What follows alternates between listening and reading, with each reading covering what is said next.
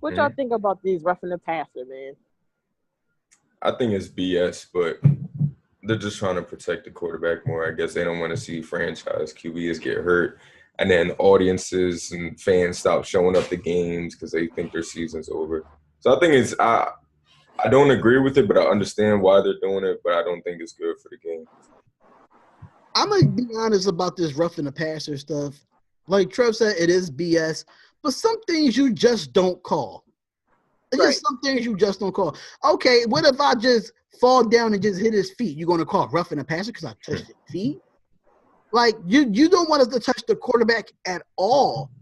Like, that's another thing. Might as well put the red shirt on him for practice. Right. And it's funny because if one guy hits the shit out of a QB, it's roughing the passer. But if you got a group tackle against the QB and he gets fucked up by everybody, no call. It doesn't make sense. But I mean, these refs been really bad this year. They've been bad this year to a point where they don't know what illegal contact is. They don't know what PI is. They don't know what roughing the passer is. Only thing y'all know is false start. That's all y'all know. That's what they always call everything. Yeah. That's holding all day. Like, oh my God. Y'all don't know your calls. Like, that needs to be changed. Like, it needs to be looked at next year in this overtime. They finally got the catching rule right. They got the catch rule correct. Yeah, they got that correct. Now it's time to overtime. It shouldn't end in a tie because that kills a football team. It should be a winner and it should be a loser. One or the other. These ties that they got going on in this, like, it's too many ties going on. It's too many overtime games going on this year to a point where you don't need a tie. That kills. Do how they do the overtime rules in college. Yeah, like I think they should see no ties in college. You don't see no ties. You don't see no ties in the youth games either. They start everybody at least at the 20 or 30. You get in, you get in. You don't, oh well, game over. Right. Put them at the 30 and let them duke it out. You kick a field goal, you give them a chance. If you stop them, game over. Right. Start them at the 30, start them at the 30 or the 40. One of them, start them at that time, give them 4 downs, boom. Do it that way. But at the end of the day, man, like the NFL needs to get it together as far as these especially roughing the passer. They've been throwing more roughing the passer flags than they did PI. Yep. They're actually letting the corners play this year. Yeah. Besides that one that made me mad with the Cleveland and Baltimore game with that pass interference on Landry, when Landry got a hit stick out of bounds. When Baker Mayfield threw the ball to him, they said, "Oh, it was over his head." But you're not supposed to give that type of contact after 5 yards. Right. So is it after 5 yards or is it after 10 yards? What is we calling it now? Yeah, it is. But another topic I do want to bring up before we end the segment. What team, if Leveon comes back and he does get traded, what team Le'Veon Bell will go to, and will he get his money on whatever team he goes to? I'm saying he's either going to go to the Jets or the 49ers. I'd say they're the only team that probably be stupid enough to pay him his money. Does he deserve it? Yes. But at the same time, $20 million a year, I wouldn't do it personally. But for a franchise that needs an all-star player, just for sales, for anything like that, I would say the Jets would probably be the front runner. If he gets traded to the Eagles aren't going to be able to afford to give him that type of contract. I really think that I don't believe he'll be traded. I think he stays on the Steelers, plays up until free agency. But if he does get traded, I'd see a team like the Jets or the 49ers grab him. I see. Well, go ahead. I seen this video going around that he don't even want to play no more. He into his rap music. Well, he's been like that though. Him and Damian Lillard been like that for a little bit as far as the rap music stuff. I heard a little snippet. It didn't sound too bad. He got a whole album on Apple Music. But honestly, I don't think he goes anywhere. If he does, it's going to be the team that needs a quarterback, and it has the money and the cap space to do it. Now the Eagles are in the need of a running back, but I'm not sure if that's gonna happen, especially if they're talking about getting Shady, because Shady knows the offense. They would get him before Bell. So honestly, I don't know where he would go. The Jets is a good fit. The Jags. That means Fournette, had to. That'll be a nice 1-2 punch there. But he wants to go somewhere where he's going to be the feature back. So he can go to Indy. They need a running back. I think Steve's going to go somewhere they need a dire need of a running back. I think the Eagles can pull it off. On the reason why I can say that, because one thing about it is, like, the fact that they are the reigning Super Bowl champions, it's attraction there. And I feel like with what's his name? Rosenhaus? Rosenberg? Howie Roseman. He knows how to negotiate contracts with big name players. So him going to the Eagles, it might be not as much as he wanted, but if you want to be in a contention for a championship, and if the Eagles start clicking on all cylinders, adding Le'Veon Bell, that's another trip to the Super Bowl. Outside of McCaffrey, I can see him going to Carolina because C.J. Anderson is not doing it for you. That's why he's on my bench. McCaffrey is a type of receiver that you can catch out the backfield, and it doesn't really affect Le'Veon Bell because Le'Veon Bell is patient in between the tackles. I can see that. I don't think it's really any big name besides Cam Newton that got big money over there in Carolina. So I think y'all might have the cap space. I like the Jets, but I think the way after Bilal Powell and Corell went off, I don't think Le'Veon needs to go there. Definitely not going to go to Cleveland. I don't think Cleveland needs him either. They got Duke Johnson and Carlos Hyde. Like, that's enough right there. I like their running back core there. Green Bay. I can see now that I can see. Reasoning why is because Jamar Williams and Aaron Jones is not getting it done, but at the same time, the offensive line is not working for them to get open when they run. So I can't really see the Packers. If they got rid of if it wasn't Mike Davis and Chris Carson, I would say Seattle. Seattle would be good for him too. But it's a few. Yeah, but he want to go somewhere. They haven't had a running game since Doug Martin. He want to go somewhere where he's going to win. Yeah, true. He want to go somewhere where he's going to win. To tell you the truth, I don't think Le'Veon cares about winning at this point. Like, I think he does. I think he wants a Super Bowl. I think at least he wants one Super Bowl. Because I really feel like if he did care about winning, that he would have just joined the Steelers anyway. Because he knows at the end of the year he's going to have to sign that franchise tag for him to become a free agent. But do you think he's worth almost $800,000? I don't think he is. No, but like if he would have just signed the franchise tag, think about it, right? If they decided to franchise tag him again the next year, he can just say, "I want to be traded."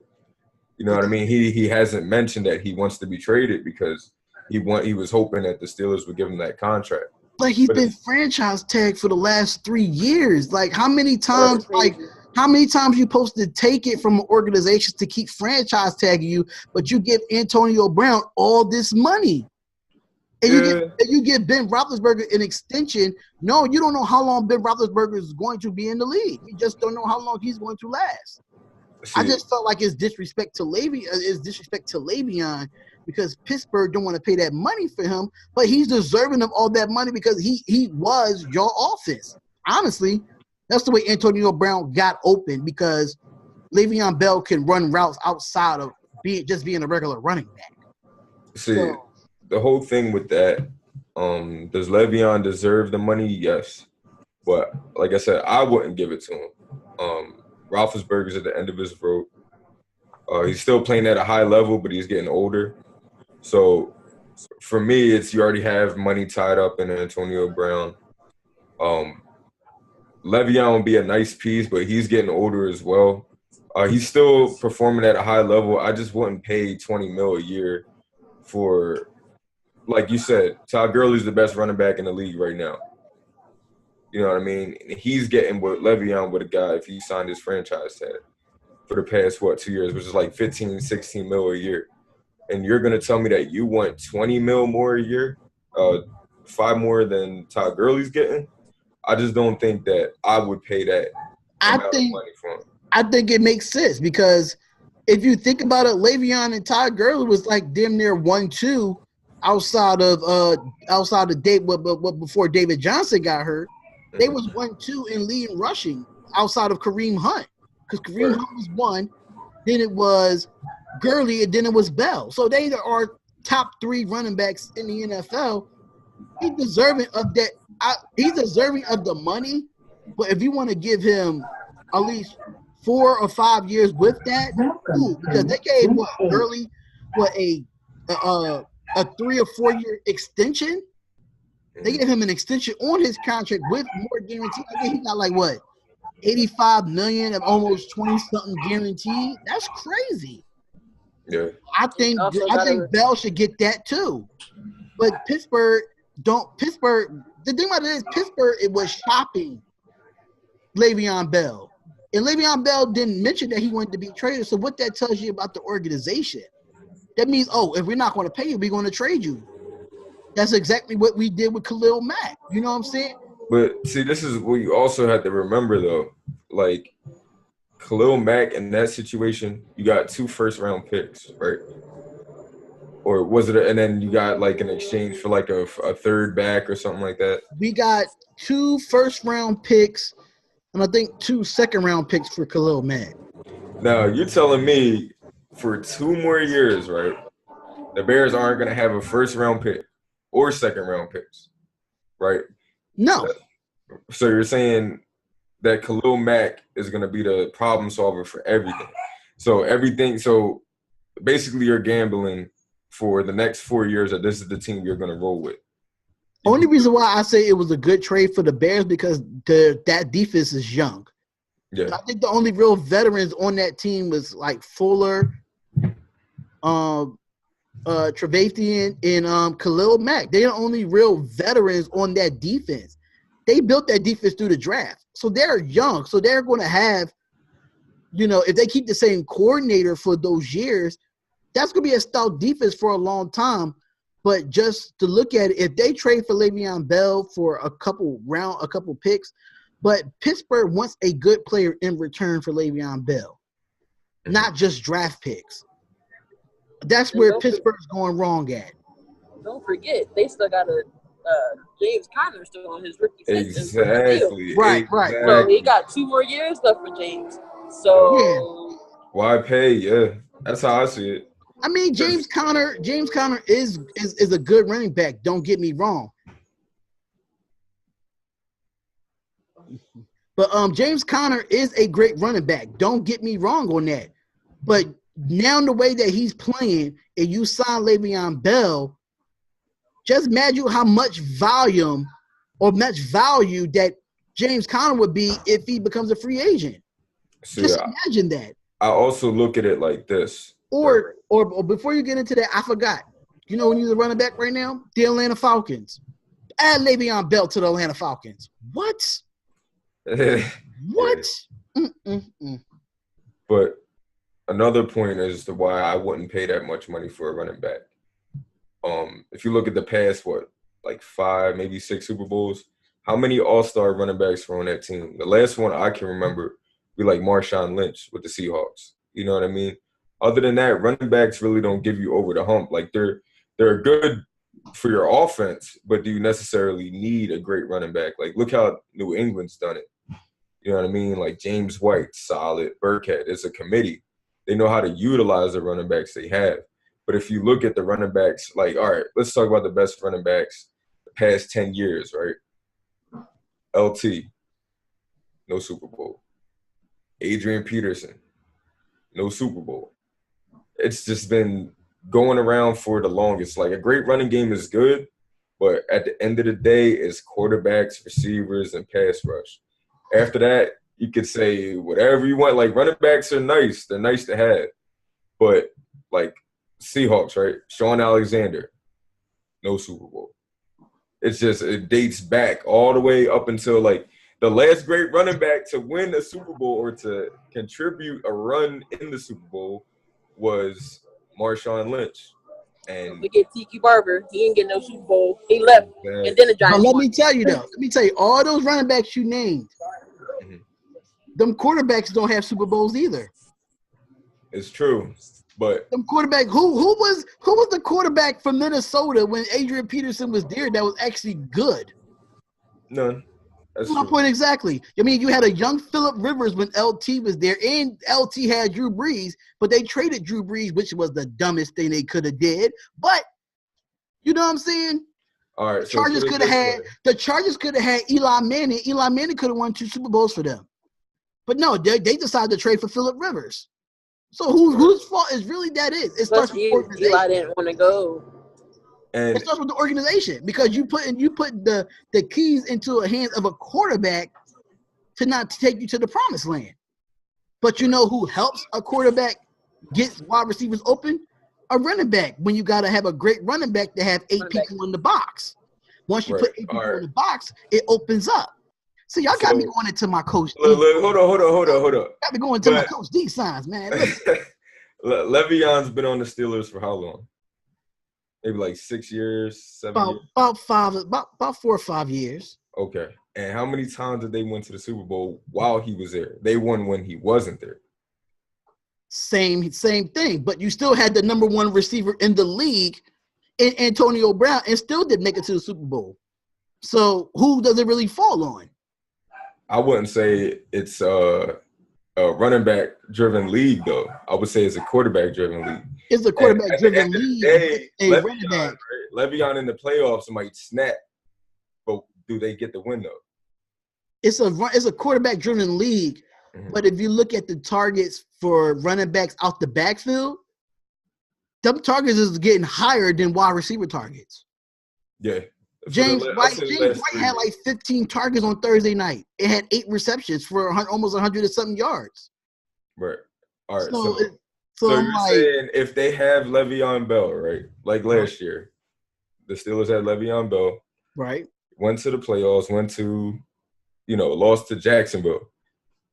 So even if Le'Veon Bell performs, right? Well, right. And they still can't win. What's the point in keeping him again? If you know that, look at Drew Brees, right? Look at Drew Brees. But let me answer that question first because that question comes down to if Le'Veon and that offense did what they're supposed to do to put the points on the board, it's up to the defense to stop. Right. Leonard Fournette snapped against them because Pittsburgh didn't have a great defense. Le'Veon still went off. Antonio Brown still went off. Ben Roethlisberger had a great game. But that defense could not stop Jacksonville. That's why Jacksonville got the win. That's the difference in there because defense wins championships. But it's hard to think that way in the NFL now because of so many roughing the passers, so many PIs, so many calls called on the defense. You can't say defense wins championships anymore. You got to put up 40, 45 points now to win a football game. So, I mean, it all boiled down to the defense, but at the same time, the offense did what they were supposed to do to win. The defense just got to step up when it matters. All right. So, when Roethlisberger won the Super Bowl, right? Who was his running back? One of them was Jerome Bettis, which is my idol. Jerome Bettis was one of them, and he had what's that guy's name? Willie Parker. Willie Parker. Yep. Mm-hmm. Willie Parker. That Willie Parker was the one. He was he there against the Cardinals? I think it was either him or Mendenhall. It was Mendenhall. It was Mendenhall versus the Cardinals, and it was Willie Parker and Jerome Bettis against Seattle. Yep. So my whole point is this. I'm putting my money into the QBs. Give me another one, a number 1 receiver, number 1 corner, and a pass rush. A running game is good, but it goes to show you why a lot of people don't like taking running backs in the first round, even though I'm not opposed to it. Like, look at Kamara. You know what I mean? 3rd round pick. You can always use a running back skill set to fit into your offense. That's why I just don't believe in paying a running back all this money. Like, look at Adrian Peterson. He got paid a shit ton of money when he was in his prime. You know what I mean? But it still didn't get him over the hump. Like, if you have a great running back and you have a great quarterback, that's fine. Like the Steelers would, but I'm not paying that money. If James Conner can fit into my offense and do what he does, then I'm gonna roll with James Conner for the cheap. That's just me. But does he deserve it? Le'Veon definitely deserves the money. He Not on the deserves. Steelers. I would say he deserves some type of money, but I think he wants longevity. I think he wants more years than money. That's what I think the issue is. I don't think it's really the money. I think is that he wants to remain a Pittsburgh Steeler for a long period of time. He wants to be one of those Pittsburgh Steelers that, like the Jerome Bettis that stayed there for a long period of time after he got traded from the Rams to Pittsburgh. Le'Veon wants to stay a Pittsburgh Steeler. I think he wants a contract with years longevity, but I don't think he really wants top money. I think he's just upset the fact that Gurley got his money and these running backs getting their money, and why is Le'Veon not getting some type of money more than $800,000? I think that's pure disrespect if he's getting paid $800,000. That's crazy. Yeah, but you also have to look at the franchise tag itself because he's basically getting what Todd Gurley's getting. The franchise tag guarantees the top money for the highest paid running back, their yearly salary a year. So he's getting paid what Todd Gurley's getting paid. He just doesn't have the years surrounding it. But my whole point is this. If you went out of Pittsburgh so bad, then why not ask for a trade? That's what I'm saying. I don't think he wants to be out of Pittsburgh. I think Pittsburgh, he wants Pittsburgh to give him a contract. And they're not going to do it. They've already made it clear they're not going to give you that contract. So if it was me, I'm taking the money this year. Okay, bet. And he also said that he doesn't want to get hurt again. So for me, I'm taking that money.